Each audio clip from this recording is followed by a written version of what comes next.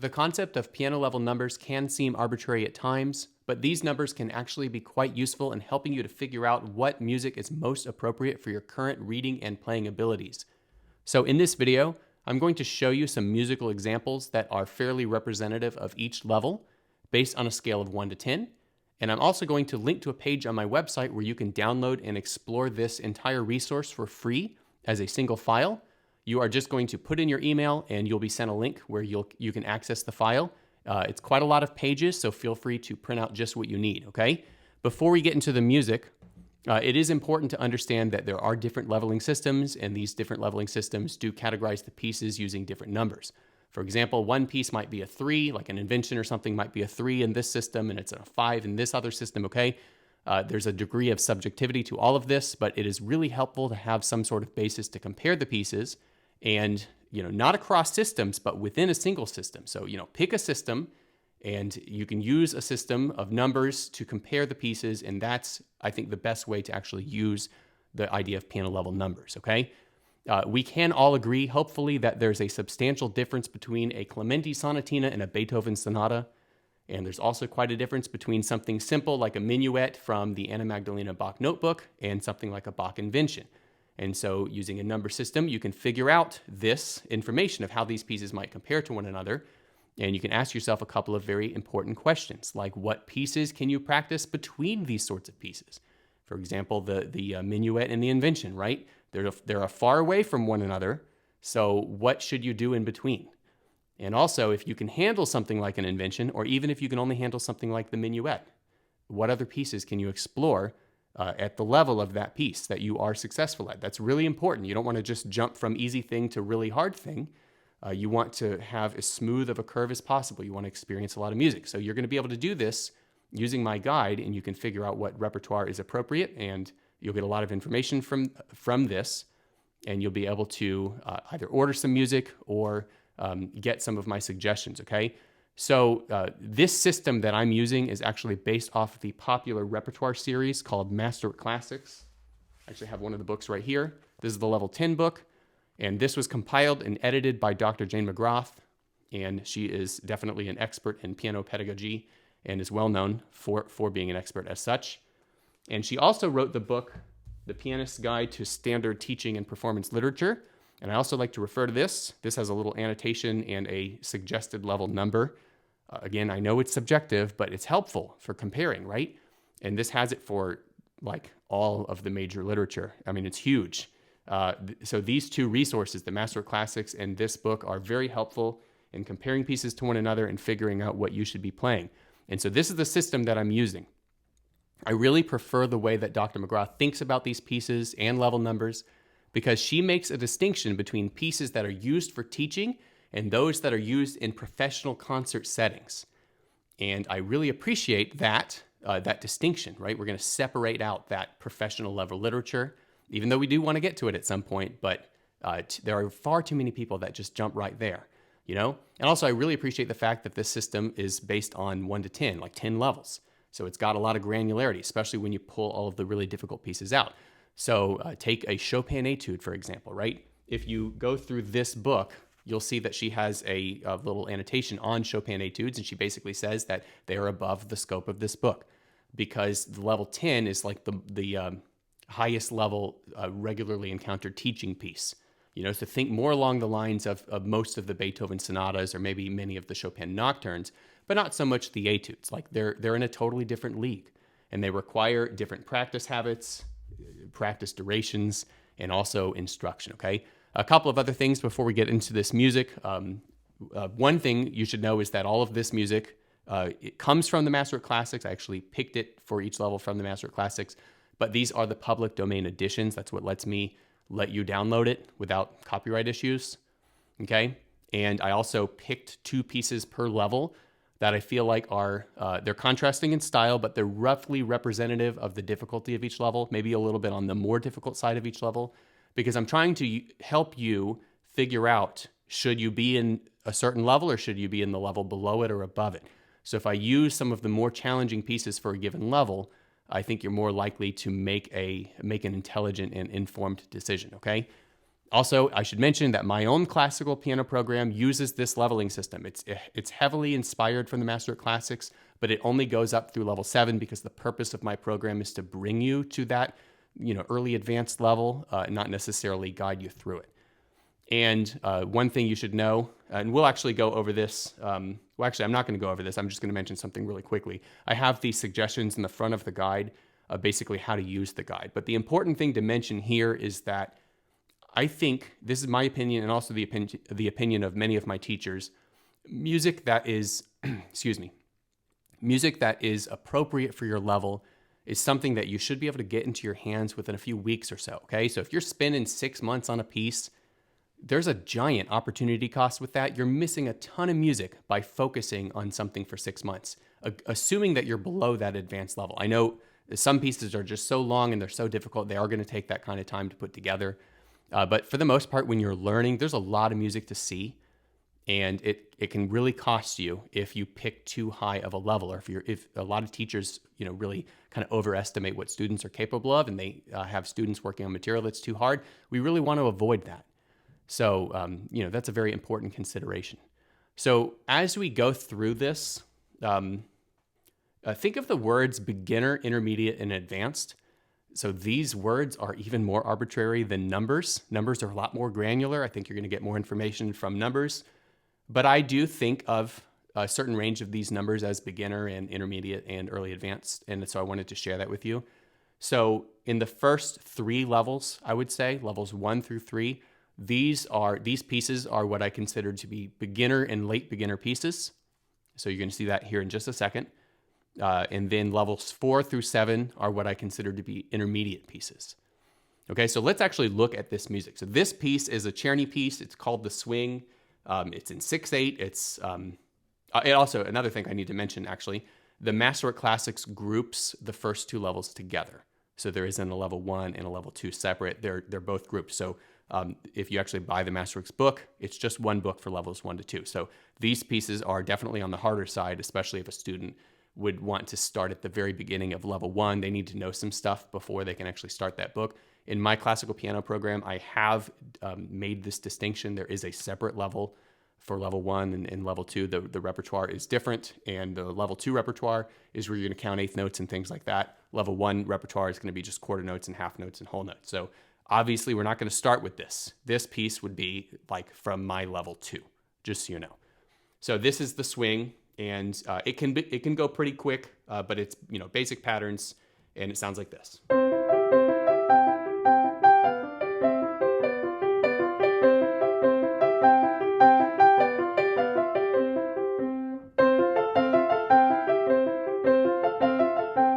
Okay, I'm not going to keep playing, but that's just a quick example. And I do have beginner students that get it that fast, and they sound great. So it is very doable. And then this is another piece at this same initial range, a different type of piece. It's Bartok, it's slower.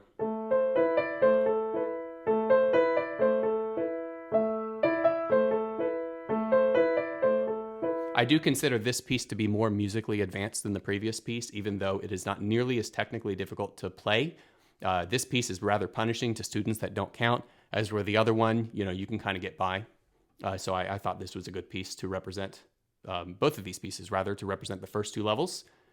Then we get to level 3. So this is like late beginner.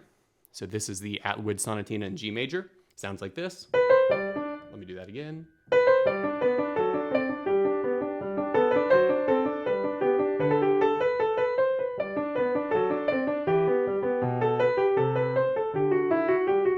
I know I missed a couple of notes in there, but you get the idea, right? That's what a sonatina about mid-level 3 would sound like. And another piece, which I feel like is solidly a level 3 using this system, is the Wild Rider. I know this piece is kind of early intermediate to some, given the tempo that it's typically played at, but the actual compositional style of this piece is super simple. It does not have a lot going on. Anyway, it sounds like this.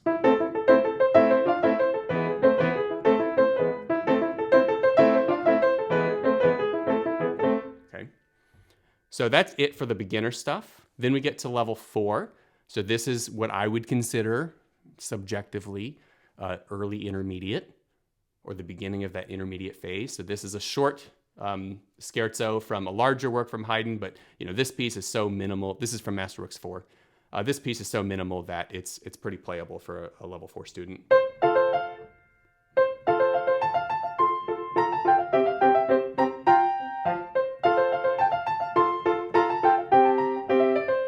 Okay, something like that. Another piece at level 4 would be the Bergmüller Arabesque. Now, I know a lot of people have played this one, so if you've played this one, that's kind of, level 4 is where I feel like it's representative or well represented. It sounds like this.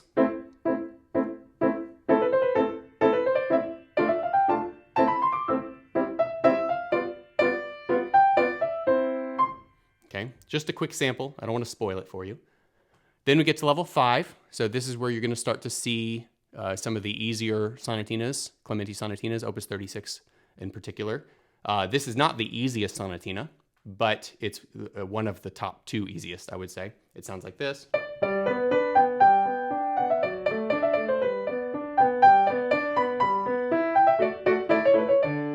Okay. Fairly basic and very pianistic and very comfortable sonatina. So this is where you're going to be able to handle a lot of those in this range. And then we get the Bergmüller Ave Maria from his Opus 100. So there's 25 of those pieces, which, by the way, another reason why it's very helpful to use a number system is that, especially for a work like the Opus 100 by Bergmüller, those pieces actually range quite a good bit. Like the very first piece in there is super accessible. It's like, right? But then you have some pieces that are just so much more difficult that, maybe that first piece was like a 3 or something. But there's things in there that probably would be like a 7. And so a student who is just able to start to work out of that book is going to hit a hard wall a few pieces in. And it's very helpful if you have some sort of progressive repertoire series or something that splits these things up and gives you the pieces at the time that is appropriate. So maybe a piece like this at level 5, but maybe something from that same collection at level 7. That is appropriate for a level 7 student. So anyway, this piece sounds like this. It sounds simple, but it's in a little bit of a difficult key, and it's got a lot of like nuance with the pedaling.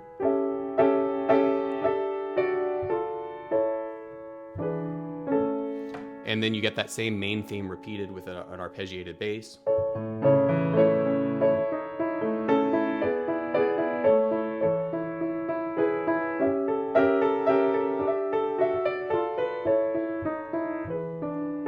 It's actually a very nice piece.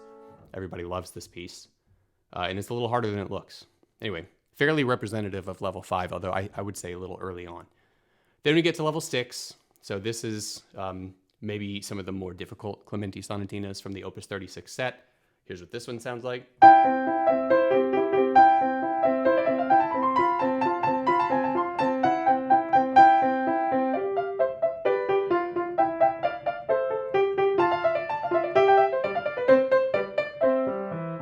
Okay. And then we get a Heller etude. A lot of the Heller etudes are actually about this range. This is sort of like these pieces, or at least the pieces that are similar to this one, the Heller etudes, are good. I think they're really good precursors to like Mendelssohn's Songs Without Words and other pieces of that sort. This piece actually reminds me of one of them quite a lot. Anyway, it sounds like this.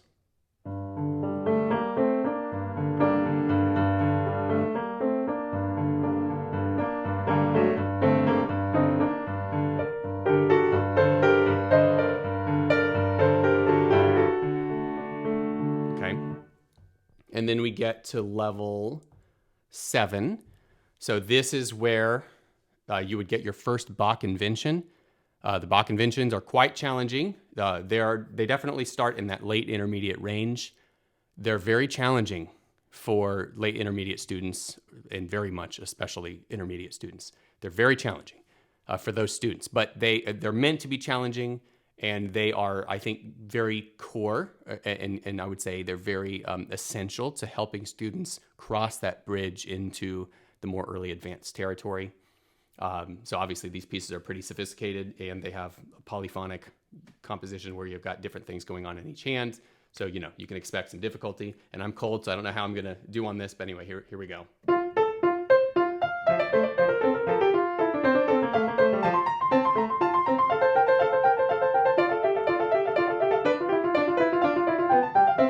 Okay, well, that came together fine.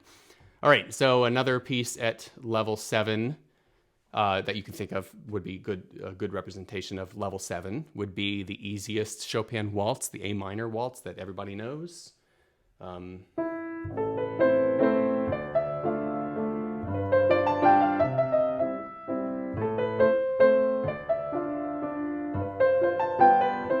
know it's not perfect, but we're just having a quick sample here, okay? So anyway, this is your intermediate, starting to get late intermediate.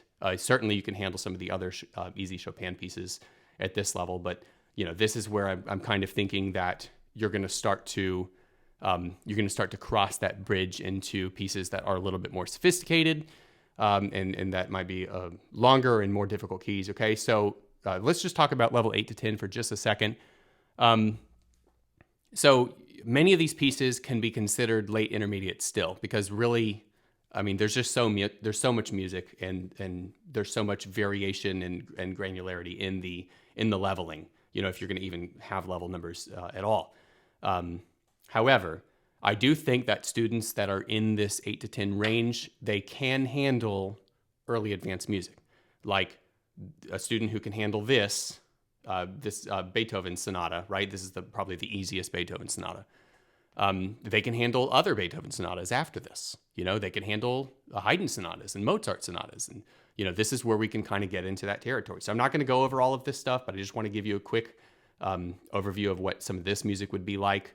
And the reason that I want to skim through this is because I'm assuming that level 8 to 10 people are not interested in this guide. But if you're curious as to like what you can find at these levels, you know, here you go. Okay, so you have your the easiest Beethoven sonata. This is easy as far as Beethoven sonatas go because it's very short, right? It's like, I think 4 pages in the Masterworks book. And it's just scales and you know, thin voiced things, and it's not too fast. So it's pretty good. You can handle, if you can handle this, you can definitely handle this in this level 8 range, but you can handle other more substantial works too. Another good example of a level 8 piece could be the Chopin Polonaise. This is the easiest Polonaise. So this is where we're starting to get into, you know, these more well-known composers and the more well-known works. And this is a pretty short piece as far as this sort of thing goes. So, you know, I think it's helpful to know that that's accessible to a level 8 student in this system. And then in level 9, you can expect like some of the more difficult inventions. This is actually my favorite invention, the invention in B flat. Although I don't have it in my hands right now, but anyway, it's a really nice piece. And it's definitely, I think it's more involved and also more awkward physically than maybe like the F major and the A minor invention and some of the others. So you get more sophisticated Chopin waltzes. So the minute waltz, so certainly not the hardest waltz. It's not really, this piece is not that hard at all, but it's way more difficult than the A minor waltz that we already looked at, right? And it's way faster, and obviously it's in a much more difficult key. There's a lot more to a piece like this. And then going on and see, you know, there's a lot of music here to go through. So at level 10, this is where you're getting into the more traditional like sonatas and like Haydn, Mozart, Beethoven, you know, these kinds of composers. This sonata is actually not particularly challenging and it's not particularly long, but it's still technical enough, I think, that warrants this rating. Although I think it's on the easier side considering this rating. So maybe it is a little long, but it's not nearly as long as some of the other sonatas for sure. And then the last piece we'll look at is this Chopin prelude. So this is the Raindrop Prelude. This is the super famous one that everybody knows. It sounds quite simple when it opens up, but again, it is in a hard key. It's got all of these little, 7 tuplets and such. It's got a lot that I think takes a musical maturity of a very experienced student.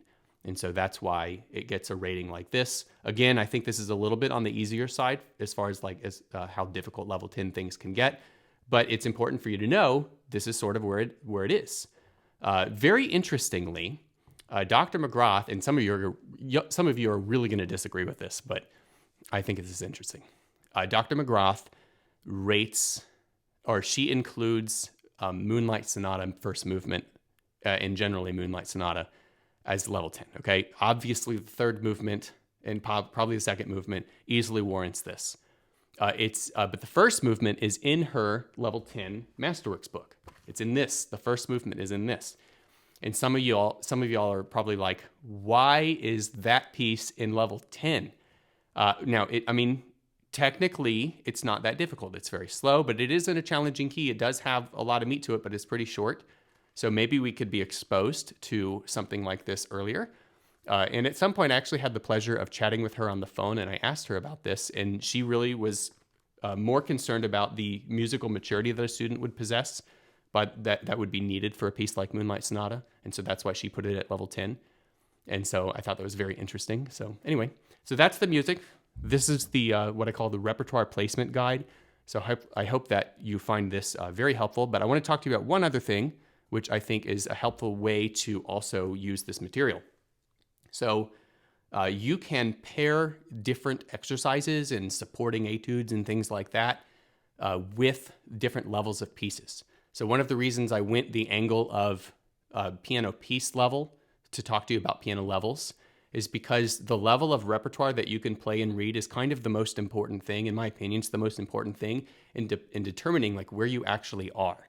And obviously reading it, like how fast can you do the piece? That is what signals to me how well you can read at a given level.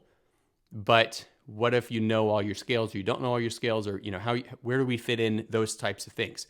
Well, I personally, in my program, I match different techniques to different levels based on, context. So for example, level 1 and 2, you're practicing things like pentascales. You're practicing 1 octave scales in level 3. You're practicing 2 octave scales in level 4. So it wouldn't make sense for a student who's working on a Bach invention in level 7 to be working on pentascales, right? We're beyond, obviously, it's helpful to know them, but they sort of, we exhaust their utility at a certain point. We really need to move on to other more appropriate techniques. And so the repertoire number is where I get what I'm going to give the student to support the study at any particular level. And it forms the basis for a curriculum, like a system of education.